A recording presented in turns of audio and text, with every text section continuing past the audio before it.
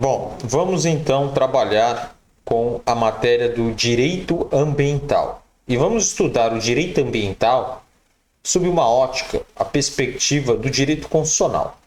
Não dá para estudar o direito ambiental sem analisar a Constituição. Até porque, né, a Constituição ela tem força irradiante. Inclusive, a nossa Constituição, a Constituição prolixa, uma Constituição extremamente detalhada que vai adentrar aos diversos ramos do direito. A Constituição trata do direito civil, do direito penal, é a chamada constitucionalização do direito. Então, nós temos o direito penal constitucional, o direito civil constitucional, o direito administrativo constitucional e, sobretudo, o direito ambiental. Por quê? Porque a Constituição de 88 foi a primeira Constituição brasileira a dedicar um capítulo específico para tratar apenas do meio ambiente. Foi a primeira. De todas as constituições anteriores, essa foi a única que trouxe um capítulo, que é o capítulo 6, para tratar do meio ambiente. E a matéria tratada na Constituição acerca do meio ambiente é o artigo 225. O artigo 225 previu diversos princípios ambientais, de maneira expressa ou implícita. Obviamente que não são todos os princípios que regem o direito ambiental que estão previstos na Constituição. Nós vamos ter leis esparsas também disciplinando outros princípios, mas sem dúvida nenhuma, uma gama muito grande de princípios estão previstos, inseridos de maneira expressa ou implicitamente na Constituição. E a partir da Constituição de 88, nós podemos hoje seguramente dizer que o direito ambiental é sim um ramo autônomo do direito. Por quê? Porque o direito ambiental apresenta características e princípios próprios que são aplicáveis apenas ao direito ambiental. Essas características, esses princípios próprios do direito ambiental é que o torna uma ciência jurídica autônoma, um ramo autônomo do direito. Antigamente, a questão ambiental era tratada no direito administrativo. Então, o meio ambiente era uma questão a ser tratada, era uma questão inserida no ramo do direito administrativo. Até existiam leis que disciplinavam a forma de exploração do meio ambiente. Acontece que essas leis não estavam preocupadas com a preservação ambiental, mas sim com o desenvolvimento econômico. Então, as leis que existiam antigamente eram leis que previam a regulamentação da exploração do meio ambiente, dos recursos ambientais, voltadas para o desenvolvimento econômico. Os países queriam se desenvolver economicamente e, por isso, exploravam os recursos naturais, mas sem que houvesse preocupação com o meio ambiente. Na verdade, a Constituição de 88 ela vem com essa preocupação porque ela, na verdade, ela já está antenada com as questões ambientais que já eram discutidas no plano internacional. Nós vamos verificar a parte histórica desde o nascimento do direito ambiental no mundo. Nós temos, por exemplo, a Convenção de Estocolmo, de 1972, que foram os primeiros movimentos ali internacionais em que houve a preocupação com a proteção do meio ambiente, porque foi reconhecido que os recursos ambientais são finitos, eles acabam. Então, há necessidade de preservar o meio ambiente para as presentes e para as futuras gerações. O direito ambiental está ligado à vida. Não dá para pensar, para conceber a existência de vida, e aí a vida em sentido amplo, da vida de todas as espécies, sem que haja a proteção do meio ambiente. E veja, o meio ambiente, então, tem a ver com a vida. É tudo aquilo que está ao nosso redor. Isso é meio ambiente. Meio ambiente é tudo aquilo que está à nossa volta, ao nosso redor. Veja que o meio ambiente é algo bastante abrangente e complexo. O meio ambiente não é apenas natureza, animais, água. Não. O meio ambiente vai muito além dessas questões. As pessoas costumam associar o meio ambiente ao animal, a uma planta. Não, o meio ambiente é muito mais do que isso. A palavra meio ambiente, na verdade, acaba sendo um pleonasmo, porque meio e ambiente são palavras correlatas, são sinônimos. Então, quando eu falo meio ambiente, apesar de ser usual, é algo redundante, um verdadeiro pleonasmo. Veja, meio significa tudo aquilo que está fora do homem.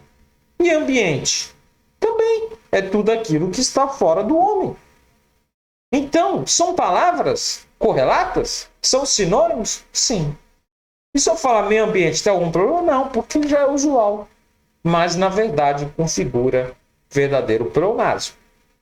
E aí, veja, se o meio ambiente é tudo aquilo que está fora do homem, está ao nosso redor, nós podemos já, de antemão, dizer que o que está dentro da gente não faz parte do meio ambiente. Por exemplo, os nossos órgãos, o pulmão, o coração, não faz parte do meio ambiente, porque não é algo que está fora de nós, que está ao nosso redor.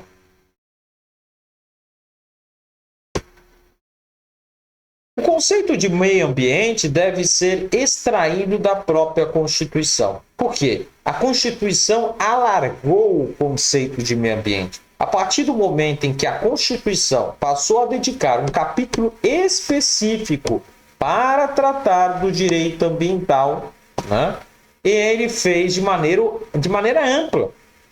Enquanto a Lei da Política Nacional do Meio Ambiente, que nós não podemos negar sua importância, né, mas a lei é de 81, a Lei 6938 de 81, um pouco antes da Constituição de 88.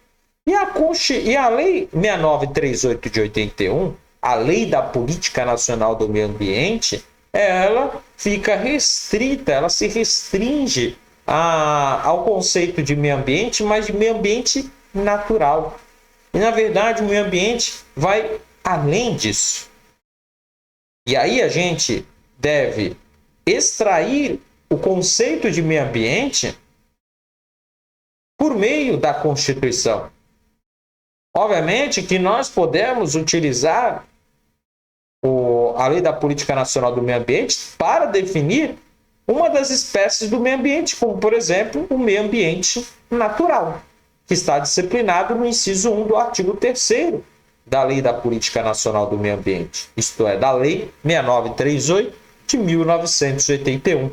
Então, o conceito de meio ambiente deve ser extraído da própria Constituição, do artigo 225, o qual prevê que meio ambiente é tudo aquilo que é essencial para a sadia qualidade de vida do homem.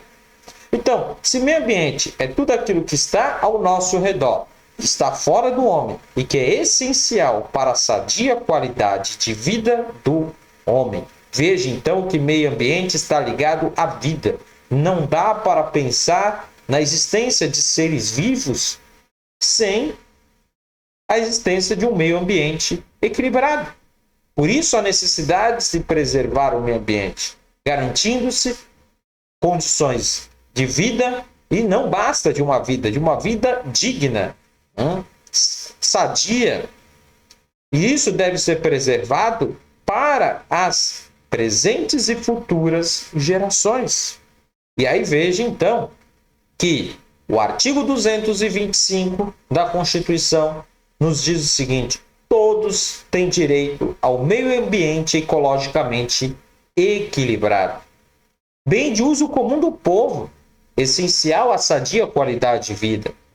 Veja, então, que o meio ambiente é essencial à sadia qualidade de vida, impondo-se ao poder público e à coletividade o dever de defendê-lo e preservá-lo para as presentes e futuras gerações. Então, toda a coletividade, o meio ambiente é um direito de toda a coletividade, e tanto o poder público quanto toda a coletividade tem o dever de preservar o meio ambiente, visando aí a preservação para as presentes e futuras gerações. E aí daí nós vamos extrair esse dispositivo do artigo 225, é riquíssimo, porque daí nós vamos extrair vários princípios que regem o direito ambiental. Mas não é o momento para tratarmos dos princípios do direito ambiental. Agora vamos nos ater à análise conceitual do meio ambiente e os seus tipos, as espécies de meio ambiente. Devemos extrair o conceito de meio ambiente, então, da própria Constituição, por ser mais abrangente. Isso porque, como já dito, a Lei da Política Nacional do Meio Ambiente, a Lei 6938 de 81, apenas conceitua o meio ambiente natural, se restringe ao meio ambiente natural. Mas não negamos a importância desse dispositivo também, que no artigo 3º, inciso 1, diz o seguinte: o meio ambiente é o conjunto de condições, leis, influências, interações, agora vai, de ordem física, química e biológica, que permite, abriga e rege a vida de todas as suas formas. Então, esse conjunto de, sejam condições, leis e influências, e também as interações que essas condições, leis e influências fazem, sejam de ordem química, física ou biológica, biológico no sentido de vida, Isso aí é o meio ambiente natural. É isso que permite, é isso que abriga, é isso que rege toda a vida de todas as suas formas, em todas as suas formas. Então, esse é o meio ambiente natural. Daí nós podemos dizer que o meio ambiente natural envolve o quê? Envolve a água, envolve o ar, envolve o solo, envolve a fauna, que é o conjunto de animais, e envolve a flora, que seria as vegetações. Então, este conceito que diz que é o conjunto de condições, leis, influências e interações de ordem física, química e biológica que permite, abriga e rege a vida de todas as suas formas, se resume nesses aspectos do meio ambiente natural: a água, o solo, o ar, a fauna e a flora. É basicamente isso.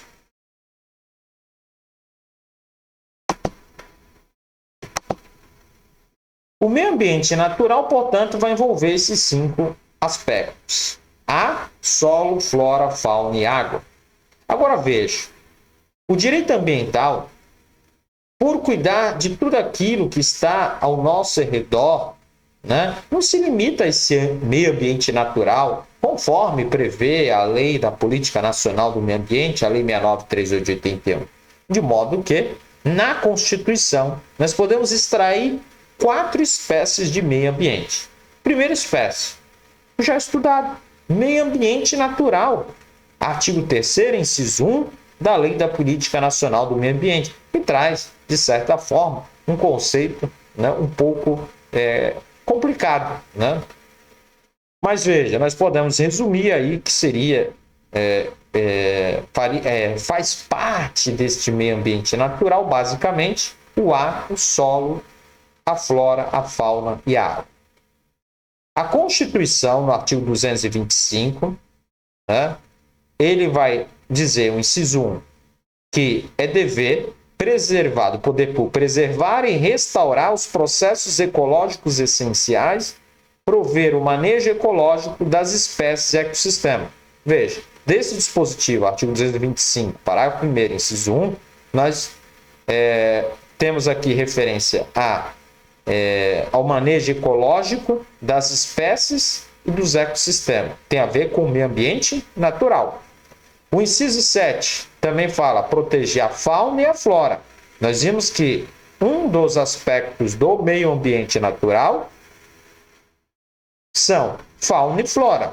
Então, proteger a fauna e a flora, vedadas na forma da lei, as práticas que coloquem em risco sua função ecológica, provoquem a extinção de espécies ou submetam os animais à crueldade. Então, desses dispositivos aqui, do artigo 225, seu parágrafo 1º, incisos 1 e 2, nós podemos extrair elementos que compõem o meio ambiente natural. Ou vai tratar de água, solo, flora, fauna, né? Ou ar. É basicamente isso. Temos também, né, que definir outras formas de meio ambiente. Já vimos que não podemos ficar restritos ao meio ambiente natural, aquele, né, conceituado no artigo 3º, inciso 1 da Lei da Política Nacional do Meio Ambiente e também, né, fundamentado na própria Constituição, no artigo 225. Mas nós temos também o meio ambiente artificial. O meio ambiente artificial é aquele espaço incorporado pelo homem, essencial à sadia qualidade de vida da coletividade. Veja, toda vez que nós falarmos em meio ambiente, é necessário que seja essencial à sadia qualidade de vida da coletividade. Meio ambiente diz respeito a um direito meta-individual, um direito transindividual, um direito de todos, um direito que pertence a todos, de maneira indistinta, né? Não dá para individualizar, é um direito de todos.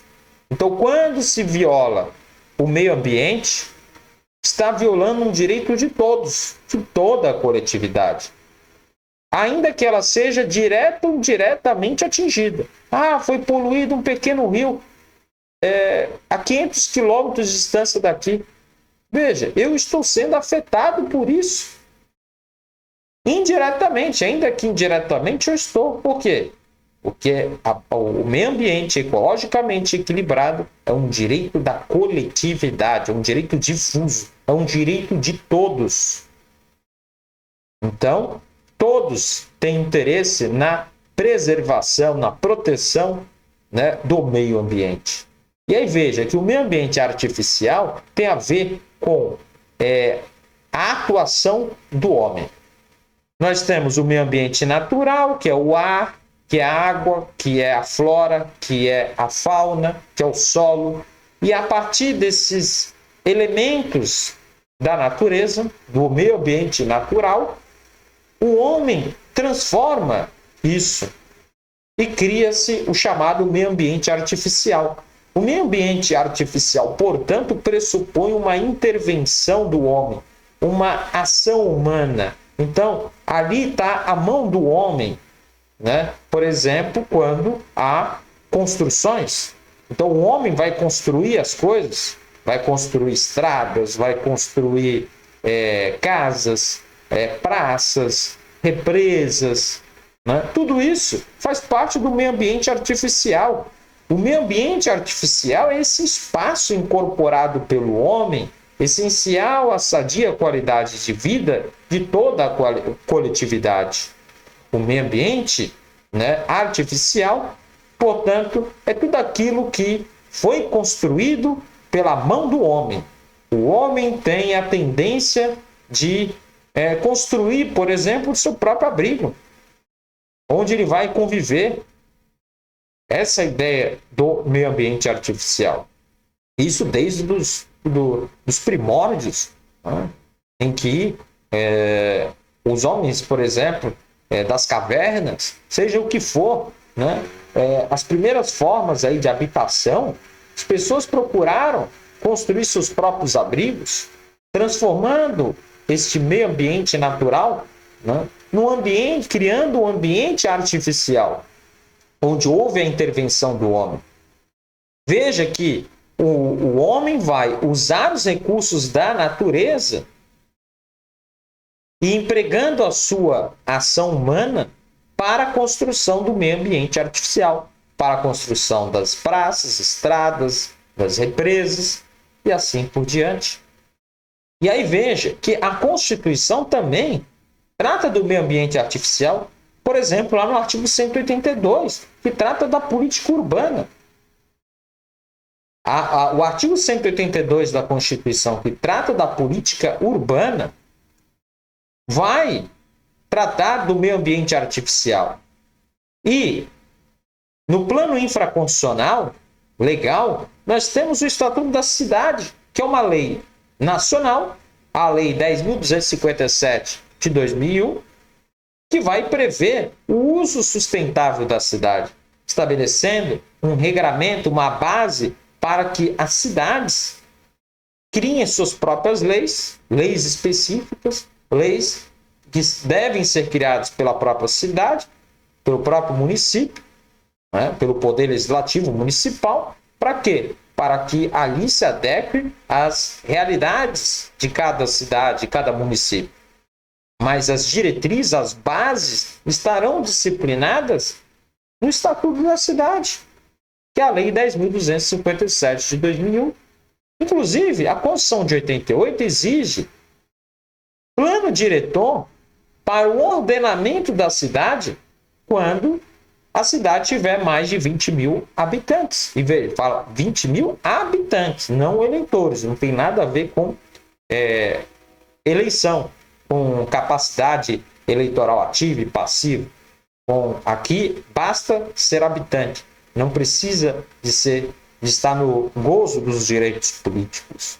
Então, fala em 20 mil habitantes, né? Já precisa de um plano diretor da cidade. Isso é um mandamento constitucional. A Constituição está dizendo que, para cidades com mais de 20 mil habitantes, precisa de um plano diretor para que haja o ordenamento, o regulamento da cidade, do município.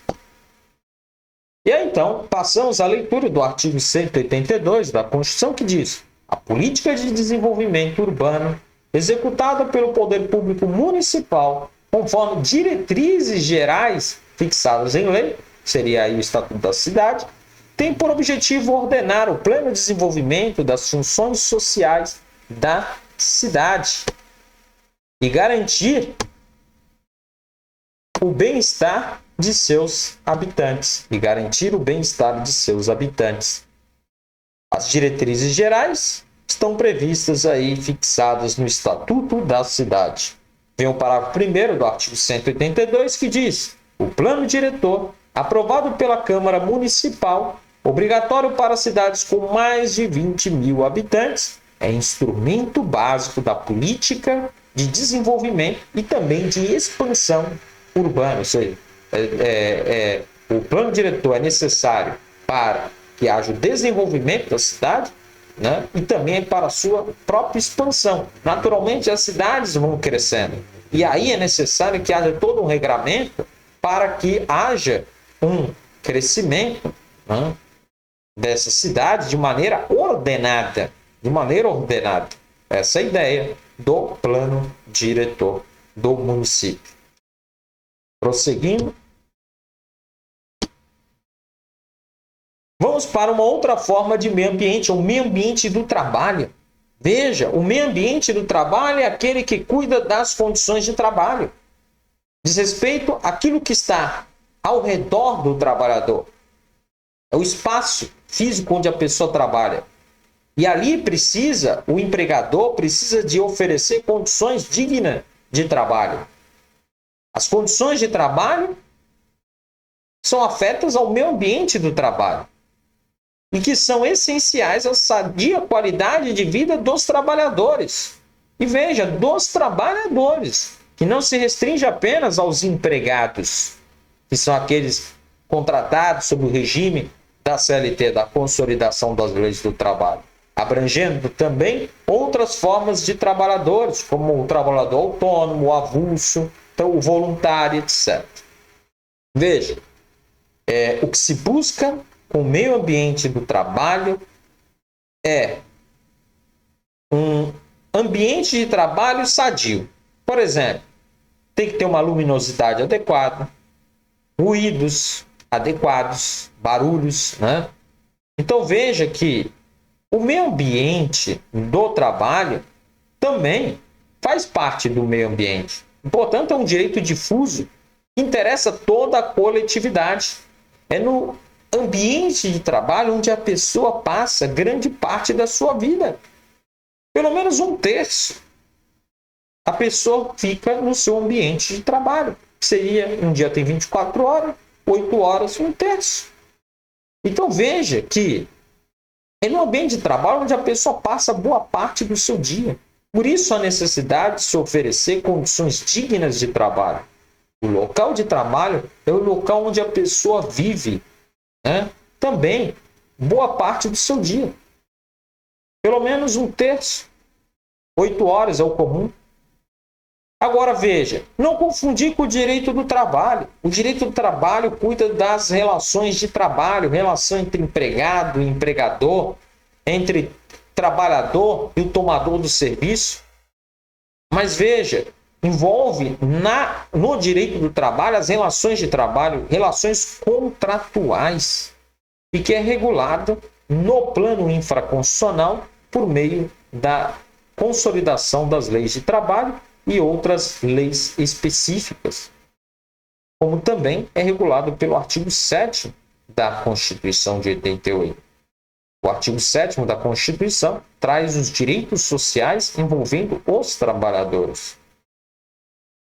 O meio ambiente do trabalho cuida das condições de trabalho e não dessa relação contratual entre o empregado e empregador, entre o trabalhador e o beneficiário do serviço, né? Que é o tomador do serviço, aquele que vai contratar, o contratante desse serviço. E aí, prosseguindo, né, sobre o meio ambiente do trabalho, nós temos fundamento também na Constituição.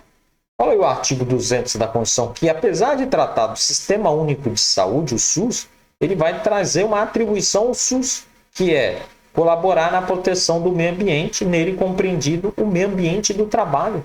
Então, o Sistema Único de Saúde tem essa atribuição na forma da lei, vai ter uma lei específica que vai regular o SUS, e aí o SUS tem que atuar de modo a proteger o meio ambiente, dando, né, condições para que haja um ambiente de trabalho adequado, sadio.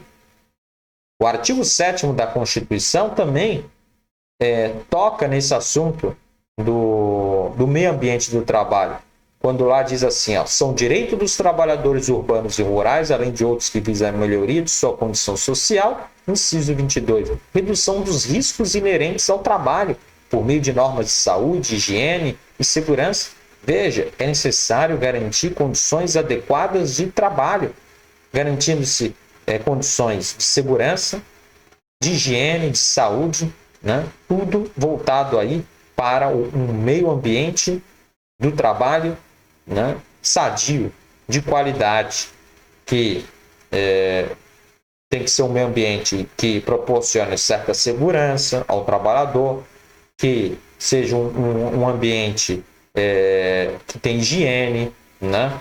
Porque senão o trabalhador pode adoecer, pode sofrer acidentes no trabalho, e aí nós temos toda uma norma que regulamenta essa questão. Por exemplo, as NRs, as normas regulamentares, que vão cuidar aí da segurança dos trabalhadores, e tudo isso tem a ver também com a questão envolvendo o meio ambiente do trabalho. O inciso 23 trata do adicional de remuneração para atividades penosas, insalubres ou perigosas na forma da lei, e veja que esse inciso 23 traz os adicionais para aquelas pessoas que trabalham em condições, né, específicas, seja porque, e aí merece um adicional. Se trabalha em situação de periculosidade, perigo fora do normal, vai ter o adicional de periculosidade. Se trabalha em um ambiente que não é saudável, adicional de insalubridade, tem um adicional de penosidade que não está regulado em lei.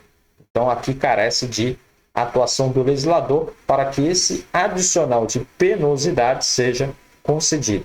Então, a atividade penosa ainda não está regulada em lei. Então, os trabalhadores ainda não fazem jus, apesar da Constituição, não fazem jus a esse adicional, porque a própria Constituição fala na forma da lei e não está regulamentado. Precisa de uma atuação do legislador no sentido de regulamentar isso aí. Bom, veja então que todos esses dispositivos aqui tratam do meio ambiente do trabalho. Um outro tipo de meio ambiente é o meio ambiente cultural. O meio ambiente cultural diz respeito ao patrimônio cultural brasileiro. Patrimônio cultural brasileiro. Veja, o meio ambiente cultural tem a ver com as formas de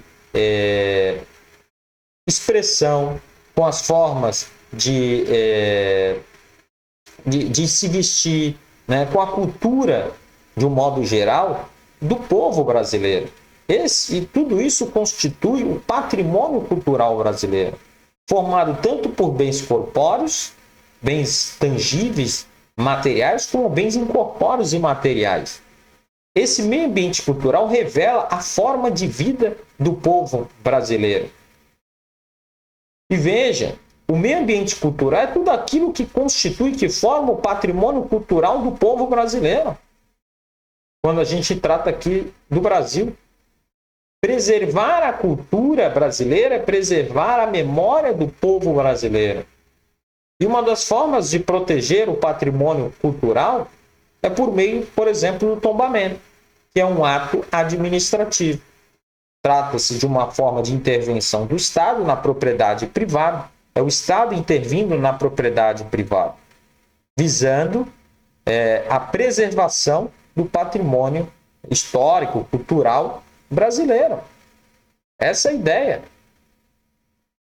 Então, o tombamento é um ato administrativo de intervenção do Estado na propriedade privada que vai impor limites à atuação do proprietário, visando a preservação de bens de valor histórico, cultural, arquitetônico, ambiental e também de valor afetivo para a população, impedindo que esses bens sejam destruídos, sejam descaracterizados. Então vai haver toda uma proteção. Se o proprietário tiver que mexer naquele bem, ele vai ter que pedir uma autorização do poder público, tem que ter uma licença para poder conseguir, né,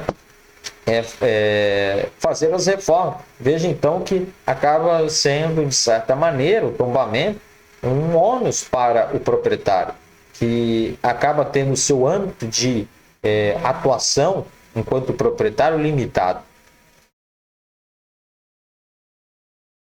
E aí nós temos exemplos de bens corpóreos, que fazem parte dos bens corpóreos do patrimônio cultural, né, do meio ambiente cultural. Nós temos aí o patrimônio artístico.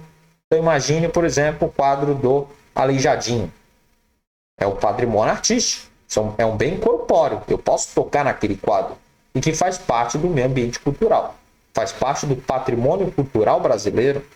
Patrimônio arqueológico. Imagina a ossada de um animal pré-histórico, por exemplo, um dinossauro, né? Faz parte, né, do patrimônio cultural, é meio ambiente cultural. O patrimônio paisagístico, uma praça, um jardim público, né, faz parte aí do meio ambiente cultural. Patrimônio tecnológico, internet, meio ambiente digital. Patrimônio turístico, por exemplo, em São Paulo nós temos a Avenida Paulista. A Avenida Paulista pode ser considerado como um meio ambiente cultural, um patrimônio cultural brasileiro. E temos também os bens incorpóreos. O patrimônio cultural brasileiro é formado também por bens incorpóreos. O que seriam esses bens incorpóreos? Tudo aquilo que é necessário para formar a identidade e a memória do povo brasileiro. Envolve formas de expressão, de se manifestar, forma de se vestir, forma de criar, de fazer. Então, por exemplo, o futebol nada mais é do que um patrimônio cultural brasileiro. engloba aí, abrange, está inserido aí no meio ambiente cultural. Os brasileiros adoram futebol e existe aquela forma brasileira de jogar um futebol, e isso constitui o meio ambiente cultural. Umbanda é uma forma também, né, de expressar a religião, né, o credo religioso, também faz parte do estilo de vida do brasileiro, né, das suas crenças. Tudo isso tem a ver com o meio ambiente cultural, com o patrimônio cultural brasileiro. Proibir a Umbanda é inconstitucional, porque lesa, viola o meio ambiente cultural. Proibir o futebol é inconstitucional. Uma lei que proíba o futebol porque viola o meio ambiente cultural, o patrimônio cultural brasileiro.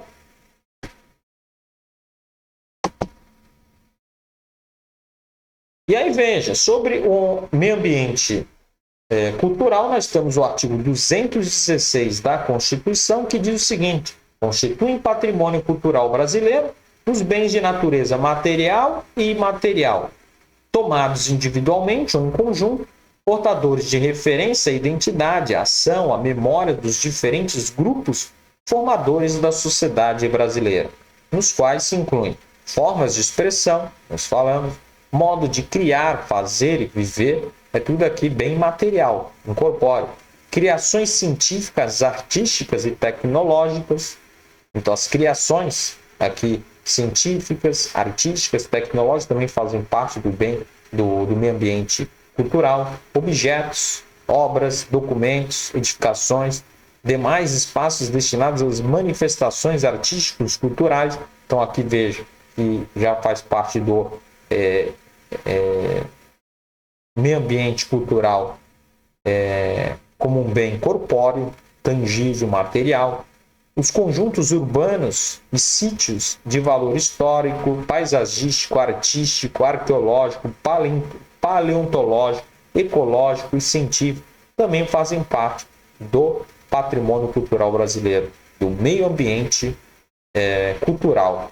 Então veja que o meio ambiente cultural está previsto, está disciplinado na Constituição, no artigo 216 da Constituição.